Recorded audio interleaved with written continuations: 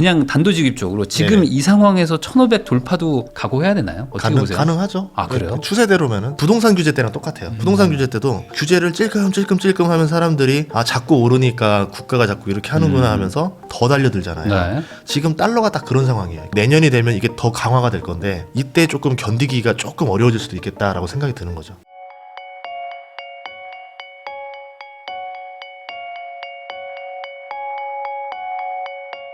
안녕하세요. 부익남TV의 부익남입니다. 오늘은 전인구 경제연구소 운영하고 계시죠. 전인구 소장님 모시고 최근 세계 경제와 자산시장에 대해서 한번 이야기 나눠보겠습니다. 소장님 안녕하세요. 안녕하세요.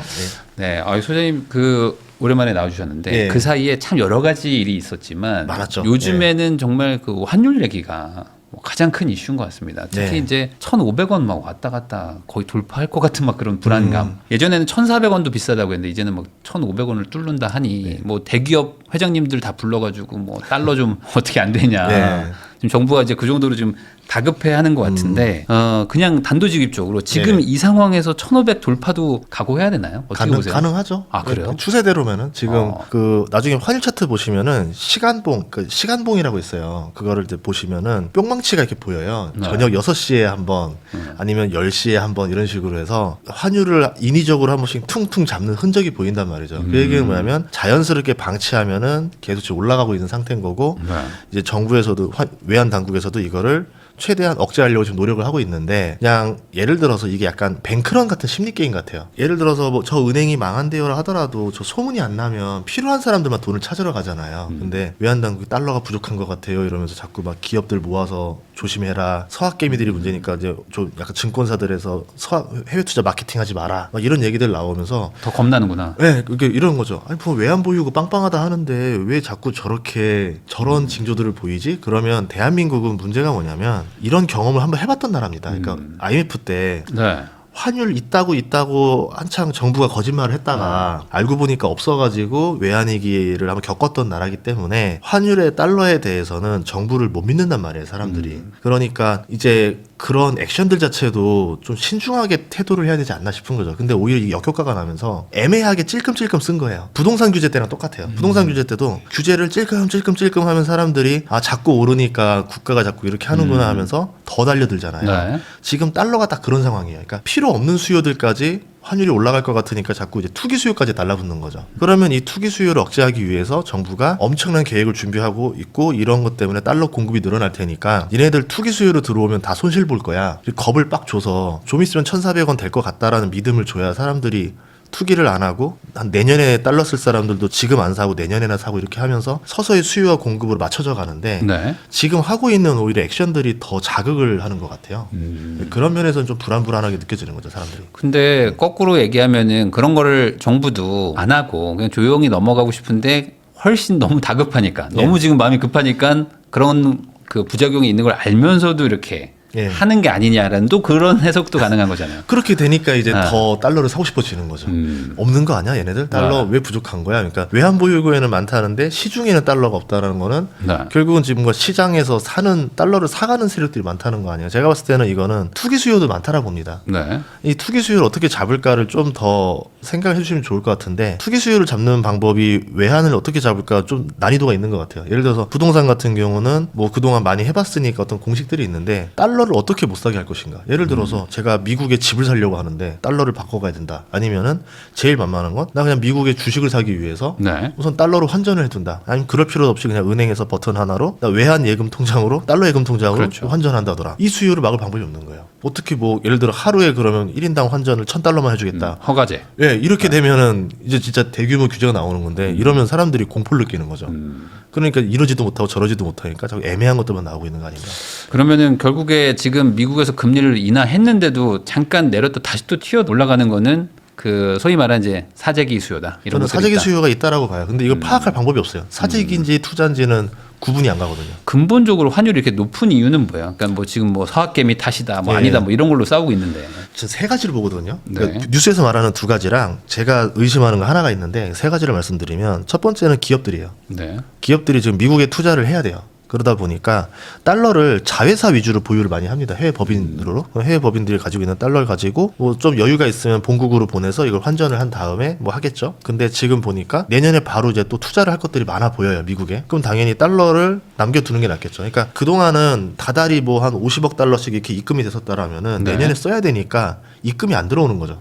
이런 게 좀 막혀 있는 게 하나가 1번이라 보는 거고. 그래서 회계상 달러랑 실제로 들어오는 달러 좀 다른 상태가 아닌가. 네. 이게 1번이고 두 번째는 뭐 서학개미도 맞아요. 왜냐하면 추석 때 이후로 전혀 주식 안 하시던 분들이 대표적으로 저희 장모님이 갑자기 나 삼성전자 살라고 이런 식으로 하다던가 미국 주식 살라고 이러면서 네. 갑자기 주식을 산다는 사람이 많이 등장했어요. 9월에. 네. 네. 실제로 이제 한국은행에서 말한 데이터상으로도 9월 이후에 서학개미, 그러니까 해외 투자 유출이 굉장히 늘어났다.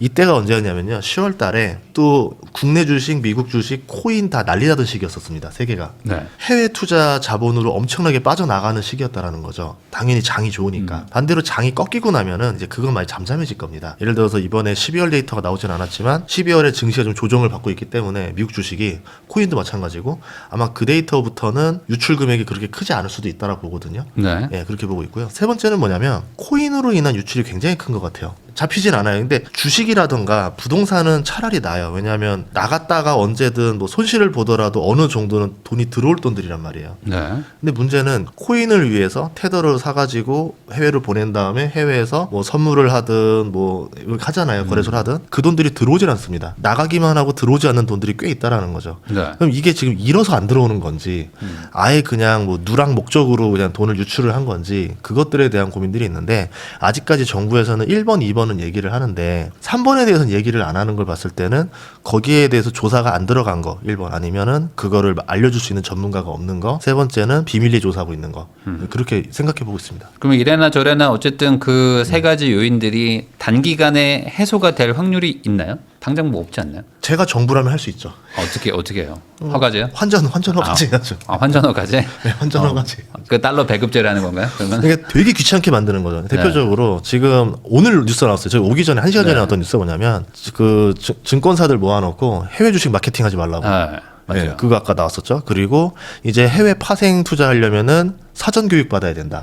이게 국내 선물 옵션을 하려면 3시간짜리 교육을 받고 그 교육 이수증을 줘야지만 계좌 개설이 됩니다. 네. 그러면 그게 되게 교육받는 거 하나 때문에 사람들이 귀찮죠. 굉장히 귀찮아서 10명 중에서 한 7명은 안 해요. 그러면 예를 들어 해외 주식 좋아. 근데 해외 주식은 괜찮은데 해외 선물 옵션 하려면 3시간 교육받고 해. 라고 하면 안 하겠죠.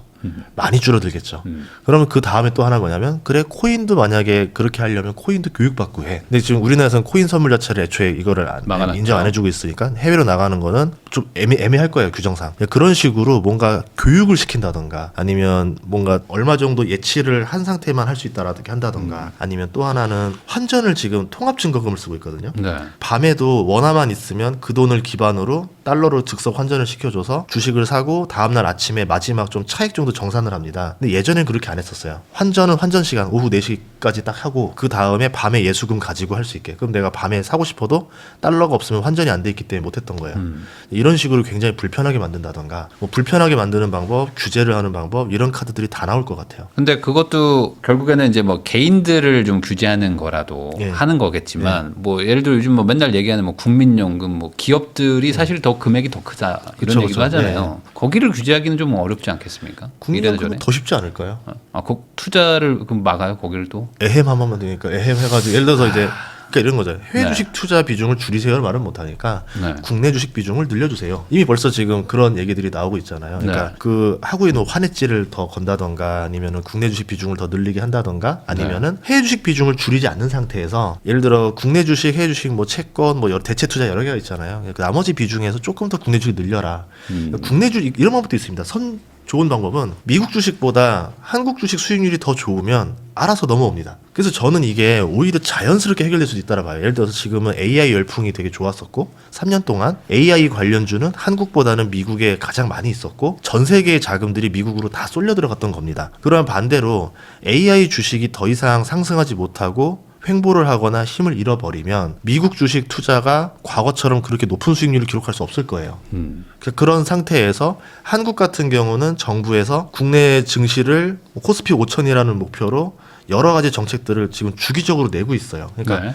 배당이 더 늘어날 거다, 아니면은 저PBR 문제가 해결될 거다, 자사주 소각에 대한 것들이 해결이 될 거다, 이렇게 되면서 그동안은 좀 덜 주주 친화적이었던 이제 코스피 문화가 이제는 더 주주 친화적인 형태로 바뀌게 되면은 점점 배당금이 늘어나는 기업들이 많아지기 시작한다. 이렇게 되면은 수익률이 올라가거든요. 미국 주식 이번에 했더니 수익률이 3%밖에 안 되네, 연간. 근데 한국 주식은 지금 이번에 한 15% 됐네.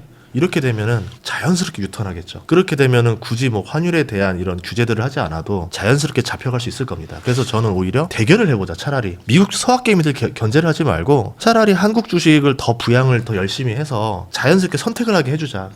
제가 예전에 금감원 때 개인 투자 대표로 가서 어떤 얘기를 했었냐면요. 아마 지금 갔었으면 되게 혼났을 거예요. 근데 그때 어떻게 했냐면 2년 전인가 가서 코스피가 2천 얼마대였었습니다. 그래서 지금 여기 계신 분들은 이제 쪽팔린 줄 알아야 된다. 왜냐하면 젊은 친구들이 국내 주식을 버리고 다 미국 가서 투자하는 이유가 뭐냐면 한국 증시가 신뢰도를 많이 잃었기 때문에 그런 거다. 그러니까 한국에 좋은 기업이 없어서는 아닙니다. 룰이 너무 나쁜 거죠. 막 물적 분할하고 뭐하고 막 서로 막 장난치고 배당 안 주고 뭐하고 막 이렇게 막 아니면 해외로 자산 빼돌리고 있고 이걸 많이 당했기 때문에 한국 주식에 대한 신뢰도가 없으니까 젊은 친구들이 그 양도세를 내가면서도 미국 주식 하는 거 아니냐. 그럼 이거를 여러분들이 한국 주식이 매력적으로 할 수 있도록 신뢰도를 개선해야 되는 게 여기 앉아 계신 분들의 몫입니다. 그래서 그때 F4에서 한 3분 있었거든요. 이제 정말 혼날 각오하고 이렇게 얘기했는데 그래도 그 다음 회의가 되면서 정말로 바뀌자라는 노력을 하시더라고요. 그래서 이제 어떻게 하면 우리 한국 증시가 오를 것이냐라고 해서 거기 제가 또 한 번 더 나가서 얘기도 하고 그때 이제 전문가들도 나와서 다 좋은 얘기들을 하면서 주주 친화적으로 바뀌어야 된다, 뭐 해야 된다라고 하면서 점점점 그런 정책이 나오다가 이번에 대선이 되고 그 다음에 이제 정책들이 발표가 나오면서 코스피가 4천까지 랠리를 갈 수 있었던 거죠. 이런 노력들을 꾸준히만 계속 해주면 저는 내년 말엔 코스피 5천도 갈 수 있다라 보거든요. 이렇게 되면은 투자자들은 합리적인 사람들이기 때문에 한국 증시가 매력적이면은 해외 안 가죠. 다시 다 들어오는 거죠. 그렇게 만들어주면 될 것 같아요. 결국에 이제 신뢰도의 차이다. 예. 미국 주식이 신뢰도가 더 높기 때문에 그동안에 뭐 검증도 됐고 그런데 그걸 막는다고 막아지겠느냐. 예. 그리고 이제 더 좋게 만들어야 된다. 그렇죠. 네. 그렇게 하면 뭐 외국계 자금이 또 들어올 수도 있는 것이고. 다 들어오죠. 예, 예, 결국에는 뭐 더 좋게 만드는 거 말고는 없다. 규제로는 안 된다. 환율이라는 거를 억지로 하면 나중에는 외환 보유고 소모가 너무 심해집니다. 네. 그 터키라는 나라가 대표적으로 그래요. 그 외환 방어할 때마다 외환 보유고 절반씩 쓰거든요. 네. 예, 그렇게 되지 않아야 되는 거죠. 그리고 외환 보유고 액보다 우리 뭐 직접 투자액이나 이런 나간 돈들이 국민연금에 해외 투자한 돈이 이런 돈이 더 큰 돈들이에요. 그 돈들이 10% 20%씩만 한국으로 들어와도 환율 방어에 엄청난 도움이 되는 거죠. 이번에 또 2026년 환율 전쟁 예. 또 책도 쓰셨는데 예. 그럼 결국에 내년 이제 뭐 연말이니까 26년에도 환율 문제는 계속된다. 이것 때문에 좀 여러모로 예. 사회가 힘들어진다. 뭐 이런 얘기일까요? 제가 이 환율이 왜 그러냐면 4개국이 이렇게 환율 정책이 다른 경우를 처음 봤어요. 그러니까 네. 뭐냐면 보통은 달러와 나머지 나라들로 구분을 합니다. 강달러면은 나머지 나라들 통화 약세, 약달러면 나머지 강세. 딱 이거였거든요. 근데 지금 보시면 미국은 약세를 원해요. 그런데 원화도 같이 약세가 돼요. 네. 이 말도 안 되는 상황이 벌어졌기 때문에 우리가 어이가 없어 하는 게 있었죠. 두 번째, 엔화는 지금 강세로 돌변할 거예요. 아마 내일 일본은행이 이제 금리를 인상할 건데 금리 인상을 하면은 0.5에서 0.75가 될 거고 네. 그 다음부터 이제 우에다 총재가 앞으로 일본은 2026년 금리를 어느 정도 방향을 결정하겠다는 멘트를 칠 건데 일본 은행들 그 전망치에서 보면은 내년에 2번에서 4번을 더 금리를 인상할 거라 보고 있습니다. 그러면 최대치로 보는 게 저희는 1.75까지 얘기가 나오더라고요. 네. 일본 기준금리가 지금 0.75가 되는 게 30년 만에 처음이에요. 1%대 금리를 운영해 본 사람들이 없어요. 다 은퇴하셨죠. 1.75까지 올라갔을 때 일본이 그러면 과연 그 부작용들을 견뎌낼 수 있느냐? 모를 겁니다. 네. 예, 그러면 일본은 엔화는 계속 올라가는 상태가 되면은 앞으로 한국은 어떻게 될 거냐? 한국도 이제 뭐 일본에 있는 자회사들이나 이런 데를 통해서 일본에서 대출을 받아가지고 여기서 뭐 활용한다든가 또 새로운 투자를 했을 거 아니에요. 그걸 다 갚으러 들어가야 되는 거죠. 네. 그러니까 엔화가 강세가 되고 일본 금리가 올라간다는 거는 일본이 빌려줬던 돈들을 전 세계에서 다시 회수해 나간다는 겁니다. 네. 한국에서도 유동성을 빨아가고 미국에서도 유동성을 빨아가니까 전 세계에 있던 유동성들이 일본으로 들어오게 되는 거죠. 이 똑같은 현상이 하나 더 있는데 옆 나라 중국이 그렇습니다. 네. 우리는 워낙 약세니까 위안화도 약세일 것 같잖아요. 위안화는 지금 강세예요. 걔네가 그 달러당 7.0을 넘으면 포치를 넘어간다 해서 약세라고 봤는데 7.5인가 7.6까지 되게 올라갔었다가 지금 7.0에 거의 달라붙었어요. 위안화도 강세로 돌변한다는 얘기 뭐냐면 중국 밖으로 나갔던 돈들이 중국으로 다시 들어온다는 얘기입니다. 네. 그런데 우리나라만 지금 약세다 보니까 그렇게 되면은 중국에서 들어왔던 자금들이 중국으로 빠져나가고 일본에서 들어왔던 돈들이 일본으로 빠져나가고 기존에 있었던 돈들은 또 달러로 해서 또 미국으로 투자도 하고 뭐 해야 되니까 달러로 또 빠져나가고 그러니까 당연히 이 3개국이 압박 상태다 보니까 당연히 대한민국에 있는 달러들이 부족해질 수밖에 없었다라는 거죠. 그러면 이 그 현상을 내년이 되면 이게 더 강화가 될 건데 이때 조금 견디기가 조금 어려워질 수도 있겠다라고 생각이 드는 거죠. 그러다 보니까 소위 말하는 이제 외환 위기가 오는 거 아니냐 뭐 이런 얘기들도 좀 나오고 있어요. 근데 외환 위기는 아니라 봐요. 왜 그러냐면 외환 보유고가 끝이 아닌 게 진짜 작정하고 국민연금이 그런 해외에 있는 거 자산 다 팔아버리고 오면은 외환 보유고 1.7배가 들어옵니다. 돈은 많다. 네, 그러니까 무한 방어는 할 수 있다. 네. 근데 이제 그렇게까지 하는 거는 너무 좀 충격이 큰 거죠. 아니면 해외 투자한 자금들이 들어오게 한다던가 그렇게 해도 충분히 될 수는 있겠죠. 그래서 그러진 않는데 환율이 떨어질 요소들이 없다라는 겁니다. 그러면 이제 우리가 그동안 세팅이 대충 환율 1,200원 선을 계산해서 많이 움직였었는데 이제 그 시대는 아닌 것 같고 환율이 한 1,400, 1,500원 선 정도에서 좀 쭉 가는 모습이 나오지 않을까. 아마 정부도 여길 방어하기 위해서 환율에 대한 규제가 내년에 계속 나오고 1,500원 이하로 떨어질 기미는 잘 안 보이고 이런 모습이 가면서 이제 고환율 시대를 맞이해야 되는 거 아닌가. 그럼 결국에 미국이 금리 좀 많이 내려주기를 그냥 하염없이 기다리고 있어야 되나요? 미국이 금리를 내리면은 보통 이제 원화가 강세가 나오죠. 근데 네. 문제는 뭐냐면 엔화가 금리를 인상하는 타이밍에 맞물렸다는 겁니다. 미국이 올릴 때 같이 올리고 미국이 떨어질 때 같이 떨어뜨려야 되는데 미국이 이럴 때 엔화가 이렇게 되니까 지금은 오히려 이게 또 다시 또 영향을 줘버리는 네. 그래서 이 밸런스가 안 맞는다는 게 그런 얘기였던 것 같아요. 그래서 원화 쪽이 생각보다 그 미국 이슈 가지고는 어려울 것 같다. 예. 결국에 요즘에 얘기 나오는 것 중에 하나가 그거잖아요. 그러니까 미국도 돈을 많이 풀었다. 약세니까. 예. 근데 한국도 돈을 더 많이 풀었다. 예. 그래서 이제 지금 통화량이 너무 빨리 늘어나고 있다. 지금 예. 뭐 8점 몇 %가 늘어났다고. 네, 8점 통화량이. 맞아요. 8.5. 미국이 한 4%. 네, M0가 8.5, M2가 8.7 나왔을 거예요. 그러니까요. 그러면 이런 상황에서 원화 약세라는 건 어찌 보면 당연한 거 아니겠느냐. 통화량이 늘어났는데. 그렇죠. 그러니까 아까 말한 대로 달러가 들어오게 하려면은 대표적으로 채권입니다. 그러니까 우리나라 주식만 사러 들어오는 거 아니거든요. 세 가지를 살 수 있어요. 주식, 부동산, 채권. 네. 네. 그러면 외국인들이 우리나라 부동산 사서 들어오는 돈이 크냐? 많지 않아요. 생각보다 아무리 절대량 자체가. 그렇죠. 그러면 채권은 주식보다 더 커요. 채권을 사게 만들어야 돼요. 그럼 채권은 뭐냐면 금리가 계속 이제 인하될 거다라는 기대감이 채권 가격을 올리는 게 또 하나 있고 채권 수량이 줄어들 거다. 희소성이 있어야 될 거다 해야지만 채권 가격이 올라갑니다. 네. 근데 말씀하신 대로 돈을 많이 풀고 적자 재정을 하면은 당연히 채권을 더 많이 찍어내니까 네. 주식으로 치면 유상증자를 때리고 있는 거죠 계속. 그러니까 채권을 그렇게 하려면 긴축 정책을 바뀌어야 되는데 그럼 대한민국 경제 상황을 봤을 때 긴축을 할 수 있는 상황이냐? 안 되죠. 긴축한다 그러면 난리 날 거예요. 네. 뭐 건설 경기가 너무 좋고 뭐 민간 소비가 좋고 취업률도 좋고 실업률이 없는 상태에서는 긴축을 하는 게 맞지만 지금 상황에서는 긴축하기가 너무 어려운 거죠. 내수를 살려야 되는데 아무리 돈을 부어도 살아나지도 않는 상태고 그래서 오히려 말씀하신 대로 저는 그런 이유들 때문에 그런 요소들 때문에 외국인들이 채권 사러 들어오는 게 쉽지 않을 것이고 결국은 이 달러 유입이 되는 거는 한계가 있지 않겠는가 이렇게 보는 거죠.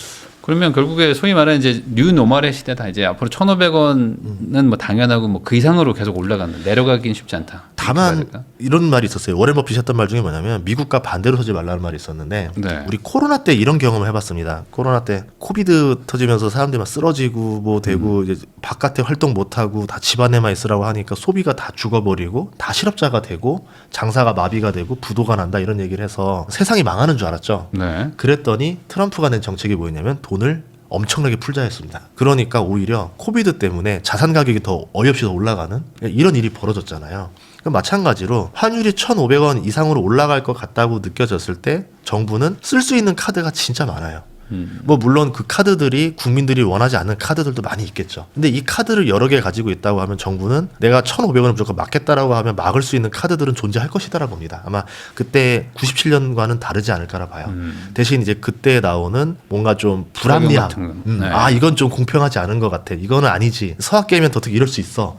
이런 얘기들이 지금보다 훨씬 더 많아지겠죠. 그러면 지금 뭐 정리하면은 환율만 봤을 때 투자자들 입장에서는 이게 무조건 나쁘다, 좋다라고 말하기도 뭐 애매한 거네요. 어떻게 봐야 됩니까? 투자만 보면요. 경제를 떠나서. 투자자로 보면은 솔직히 말하면 안 좋죠. 뭐 예를 들어 미국 주식 가지고 있는 분들한테는 나쁠 건 없잖아요. 나쁠 건 없는데 그분들만 좋으면 또 안 되겠죠. 예. 예를 들어서 미국 주식은 두 가지입니다. 미국 증시가 올라야 되고 환율이 올라야 되는데 네. 그 정도 상황까지 간다라 그러면 미국의 상황이 정상적인 상태에서 이렇게 가는 건 아니라고 보는 거예요. 그러니까 이제 미국의 상황도 요 정도 상태면 이제 한계에 다다른 것 같거든요. 그러니까 여기서 더 뭐라고 해야 될까? 미국 증시가 더 업이 되기도 버퍼가 많지 않다라 보고 아까 말한 대로 이게 약달러로 가면 약달러로 같이 미국이 강달러로 가기도 쉽지 않은 상황이거든요. 네. 예, 그런 상황들을 봤을 때는 이 미국 측 이유만으로 환율을 올릴 만한 요소들은 많아 보이진 않아요. 그런 면에서 1,500원에 사서 1,600원에 팔아먹어야지 이 전략은 생각보다 어려울 수 있지 않을까 싶습니다. 그리고 코스피 쪽도 우리나라가 또 수출 많이 하는 나라니까 결국에 수출 기업들한테는 또 도움이 되는 거일 수도 있고 아닐 수도 그렇죠. 있고. 제일 최적의 환율을 그 협회들마다 좀 다르게 얘기해서 좀 구분이 가자면 1,300원에서 1,370원을 최적 환율로 보고 있더라고요. 네. 근데 이게 1,400원에 넘어가면은 왜 최적 환율이 아니냐면 원자재 가격이 같이 올라갑니다. 네. 지금 뭐가 있냐면 유가가 56달러 정도 돼요. 그렇기 때문에 우리가 수입 물가에 대한 부담이 없는 상태였던 거고 그 이제 이상으로 환율이 좋았기 때문에 수출업체들이 돈을 잘 벌었던 거죠. 근데 만약에 유가가 서서히 따라 올라오기 시작하면은 네. 수입 물가 부담이 엄청나게 늘어날 겁니다. 그러면 수입 자재 가격 올라가죠. 기름값 올라가 지금 벌써 기름값 많이 올랐잖아요. 그러니까요. 기름값 올라가니까 운송비 올라가죠. 그 다음에 물가 올라가니까 당연히 인건비 올라가죠. 인건비 올라가면 당연히 기업들 입장에서는 마진이 줄어들죠. 네. 근데 이 비용은 문제가 뭐냐면 내려오질 않습니다. 그럼 환율이 떨어지면 이 비용도 같이 깎아주느냐? 안 깎아주는 거죠. 네. 이랬을 때 이제 마진폭이 확 줄어들면서 오히려 수출업체가 과연 유리하다라 말할 수도 없는 거죠. 그래서 엔화도 그때 140엔인가 그 넘어갔을 때 일본 기업들도 엔화가 약세로 되니까 오히려 자기들이 역으로 손해보고 있다라고 하면서 엔화 약세를 기업들이 반기지 않는다는 뉴스가 있었습니다. 우리나라도 똑같이 있었고요. 네. 예. 그러니까 이게 마냥 좋진 않다. 예. 지금 약간 최적의 그 환율에선 좀 많이 벗어나 있는 상태. 예. 그리고 이게 당장은 해결이 안 된다. 이렇게 좀 정리할 수 있을 것 같습니다.